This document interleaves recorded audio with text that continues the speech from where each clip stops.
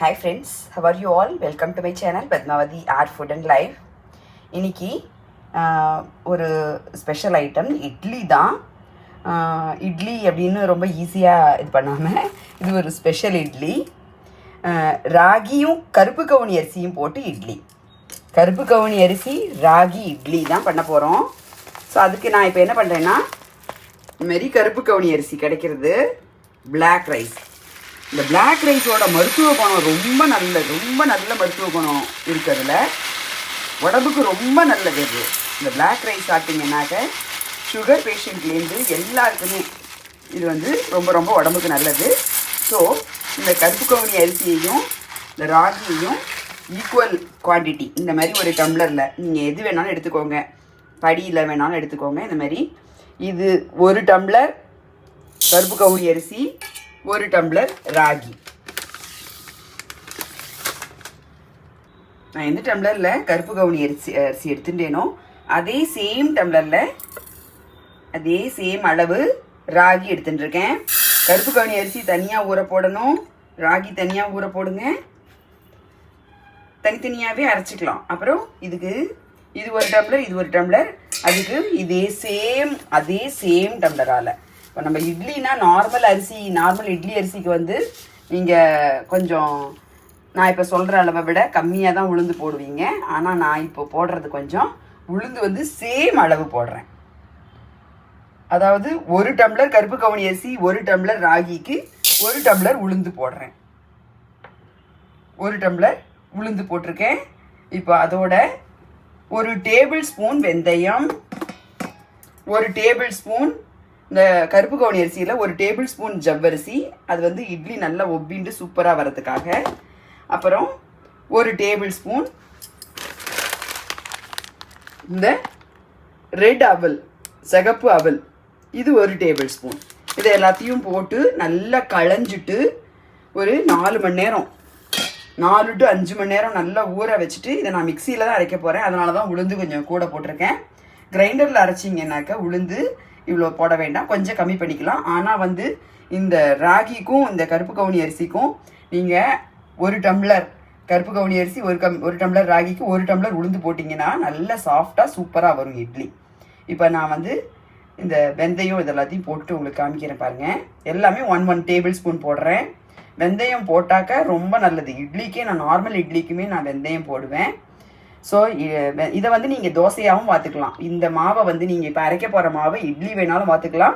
அதுக்கப்புறம் கொஞ்சம் அதில் தண்ணி விட்டு தோசையாக வேணாலும் பார்த்துக்கலாம். கெட்டியமாக அரைச்சி இட்லி பதத்துக்கு அரைச்சி வச்சுட்டாக்கா நம்ம இட்லி வேணாலும் ஊற்றிக்கலாம், அதை தோசை வேணாலும் ஊற்றிக்கலாம். பாருங்கள், அது எல்லாமே தனித்தனியாக தான் ஊற வச்சுருக்கேன். ராகி தனியாக ஊற வைப்பேன். இதில் கருப்பு கவுனி அரிசியோட ஜவ்வரிசியும் 1 டேபிள் ஸ்பூன் ஜவ்வரிசி, 1 டேபிள் ஸ்பூன் ரெட் கலர் அவல், ரெட் போகான்னு சொல்லுவாங்க, ரெட் அவல் போட்டிருக்கா. இது தனியாக ஊற வைக்கிறோம். எப்பொழுதுமே வெந்தயம் மட்டும் தோசைக்காகட்டும் நார்மல் இட்லிக்காகட்டும் எப்பொழுதுமே வெந்தயம் உளுத்தம்பருப்போட தான் ஊற வைக்கணும். இது இல்லைன்னா அது தனியாக கூட ஊற வைக்கலாம். தனியாக வேணாலும் வெந்தயத்தை ஊற வைக்கலாம். நான் உளுந்தோட போட்டு ஊற வைக்கிறேன்.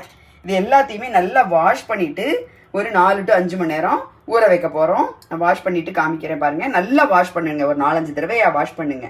வாஷ் பண்ணிவிட்டு ஒரு 4 to 5 hours ஊற வச்சு மிக்சியில் அரைக்க போகிறோம். இப்போ பாருங்கள், இது 3ஐயும் தனித்தனியாக ஊற வச்சுருக்கேன். இந்த மாதிரி உளுந்து வெந்தயம், நீங்கள் வெந்தயத்தை தனியாக வேணாலும் ஊற வச்சுக்கலாம். உளுந்து வெந்தயம் சேர்த்து ஊற வச்சுருக்கேன். அப்புறம் ராகி தனியாக ஊற வச்சுருக்கேன். அதுக்கப்புறம் கருப்பு கவுனி அரிசி, அவல், அப்புறம் இந்த ஜவ்வரிசி. இந்த ரெட் அவல் இல்லைனாக்கா உங்ககிட்ட நீங்கள் ஒயிட் அவல் வேணாலும் போட்டுக்கலாம். சும்மா ஜஸ்ட் 1 டேபிள் ஸ்பூன் தான், இது ஒன்றும் ஜாஸ்தி போட வேண்டாம். இட்லி நல்லா பொசன்னு நல்லா குண்டாக வரும், குஷ்பு இட்லி ஆட்டம். அதனால தான் இந்த அதனுடைய நார்மல் இட்லிக்கே நீங்கள் 1 டேபிள் ஸ்பூன் அவலும் 1 டேபிள் ஸ்பூன் ஜவ்வரிசி, இது ஒரு எக்ஸ்ட்ரா டிப்ஸு. ஸோ நார்மல் இட்லிக்கு அரைக்கும் போதே நீங்கள் 1 டேபிள் ஸ்பூன் ஜவ்வரிசி, 1 டேபிள் ஸ்பூன் அவல் போட்டு அரைச்சிங்கனாக்க இட்லி சும்மா கும்முன்னு நல்லா வெள்ளைன்னு சூப்பராக வரும். இப்போ நம்ம பண்ண போகிறது black rice idli. So idli பிளாக்காக தான் இருக்கும். ஸோ ராகி அப்புறம் கருப்பு கவுனி அரிசி இது ரெண்டுமே ரொம்ப ஹெல்தியான ஒரு ஐட்டம். இது நம்ம அரைக்கும் போது பார்த்தீங்கன்னாக்க மிக்சியில் அரைச்சாலும் சரி, கிரைண்டரில் அரைச்சாலும் சரி, உளுந்த முதல்ல போட்டு அரைங்க. இது இன்னொரு டிப்ஸு. உளுத்தம்பருப்பை முதல்ல போட்டு அரைச்சாக்க தான் அதுக்கப்புறமா நீங்கள் அரிசி இதை போட்டு அரைச்சிங்கன்னா அந்த உளுத்தம்பருப்போட ஒரு குழகுழப்பு வந்து இந்த கிரைண்டர்லேயோ மிக்சிலேயோ ஈஷிண்டு அது வாஷ் பண்ணும்போது ரொம்ப கஷ்டமாக இருக்கும். இப்போ நீங்கள் உளுந்து முதல்ல போட்டு அரைச்சிட்டு அதுக்கப்புறமா அரிசி போட்டு அரைச்சிங்கனாக்க அந்த அரிசியோட அந்த அந்த குழகுழப்பு தன்மை அது ஈஷின்னு இருக்கும் பார்த்தீங்களா, அந்த இதில் ஒட்டின்னு இருக்கும், மிக்சியில் ஒட்டின்னு இருக்கும் இல்லையா, அந்த ஒட்டின்னு இருக்கிறதெல்லாம் வந்து இந்த அரிசியோட அரைக்கும் போது வந்துடும் எல்லாம். ஸோ க்ளீன் ஆகிடும். மிக்சியோ கிரைண்டரோ அப்புறமா நீங்கள் அரிசியை போட்டு அரைச்சிங்கன்னா க்ளீன் ஆகிடும். இது வந்து எக்ஸ்ட்ரா டிப்ஸு. எப்பொழுதுமே நீங்கள் இட்லிக்கு அரைக்கும் போதோ தோசைக்கு அரைக்கும் போதோ, தோசைக்குன்னா ரெண்டையுமே சேர்த்து ஊற போட்டுருவோம், இட்லிங்கிறதுனால தான் உளுந்து தனியாக ஊற போட்டிருக்கோம். எப்போதுமே உளுந்த ஃபஸ்ட்டு அரைங்க, அப்புறமா அரிசி அரைங்க. அப்போ தான் வந்து உங்களுக்கு மிக்சியாக இருந்தாலும் சரி கிரைண்டராக இருந்தாலும் சரி வாஷ் பண்ணுறதுக்கு ஈஸியாக இருக்கும். ஓகேங்களா? இப்போ நல்லா ஊறினதுக்கப்புறம் நான் உங்களுக்கு இந்த அரைச்சிட்டு உங்களுக்கு கன்சிஸ்டன்சி எப்படி இருக்கும்னு காமிக்கிறேன். அந்த கருப்பு கவுனி அரிசி, அப்புறம் உளுந்து, அப்புறம் ராகி, இது எல்லாமே 5 மணி நேரம் ஊறினதுக்கப்புறம் இந்த மாதிரி அரைச்சி வச்சுருக்கேன். இட்லி கன்சிஸ்டன்சியில் அரைச்சி வைக்கணும். இது நல்லா இப்போ ராத்திரி அரைச்சிருக்கேன். நைட்டு ஃபுல்லாக நான் ஃபர்மெண்டேஷனுக்காக வச்சுட்டு நாளைக்கு காத்தால தான் இட்லி ஊற்ற போகிறேன். இந்த மாவில் நீங்கள் தோசை வேணாலும் ஊற்றிக்கலாம், ரொம்ப நல்லாயிருக்கும். இதில் வெந்தயம் இல்லாமல் போட்டிருக்கோம் இல்லையா, அதனால் தோசைக்கும் ரொம்ப நல்லாயிருக்கும் இந்த மாவு. நாளை காத்தால நான் ஊற்றுறதுக்கு முன்னாடி, இட்லி ஊற்றுறதுக்கு முன்னாடி எப்படி ஃபர்மெண்ட் ஆகிருக்குங்கிறத காமிக்கிறேன். இந்த இட்லி ரொம்ப ரொம்ப சாஃப்டாக ரொம்ப நல்லாயிருக்கும். கருப்பு கவுனி அரிசியும் ராகியும் போட்டிருக்கிறதுனால உடம்புக்கு ரொம்ப ரொம்ப நல்லது.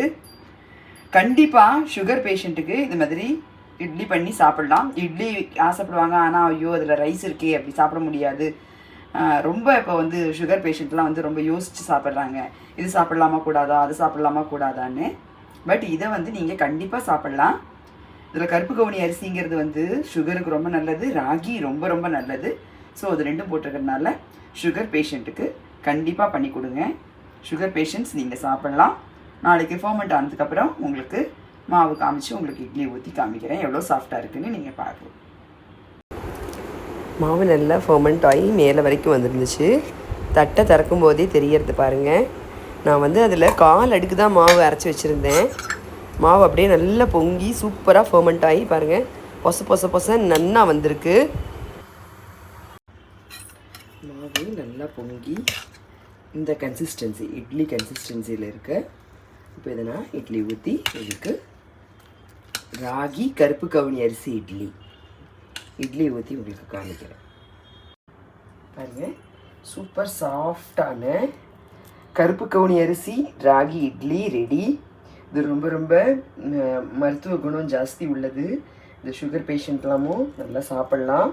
இட்லி சாப்பிட்ணுன்னு ஆசைப்பட்டு ஆனால் சுகர் இருக்குது, என்னால் இட்லிலாம் சாப்பிட முடியலன்னு நினைக்கிறவங்க கண்டிப்பாக இதை பண்ணி சாப்பிடுங்க. நாட் ஓன்லி சுகர் பேஷண்ட்ஸ், எல்லாமே. இது வந்து மில்லட்டுங்கிறதுனால ராகி வந்து மில்லட்டு, அதோடு இல்லாமல் இந்த கருப்பு கவுனி அரிசியில் உள்ள மருத்துவ குணம் ரொம்ப நிறையா இருக்குது. நீங்கள் கூகுள் பண்ணி பார்த்தீங்கன்னா உங்களுக்கு நிறைய தெரியும். ஸோ இந்த கருப்பு கவுனி அரிசி இட்லி, கருப்பு கவுனி அரிசி ராகி இட்லி ரெடி. எல்லோரும் கண்டிப்பாக பண்ணுங்கள். இட்லி எல்லாருமே பண்ணுவீங்க. இது மாதிரி வித்தியாசமாக பண்ணி சாப்பிட்றது, மில்லட்டில் வந்து இட்லி பண்ணி சாப்பிட்றது வந்து ரொம்ப ரொம்ப உடம்புக்கு நல்லது. கண்டிப்பாக எல்லோரும் ட்ரை பண்ணுங்கள். Please subscribe my channel Padmavati Art Food and Life. Please share with your friends. Thank you. Karpu Kavani Arisi Ragi Idli. Bye bye. See you in the next video. Bye.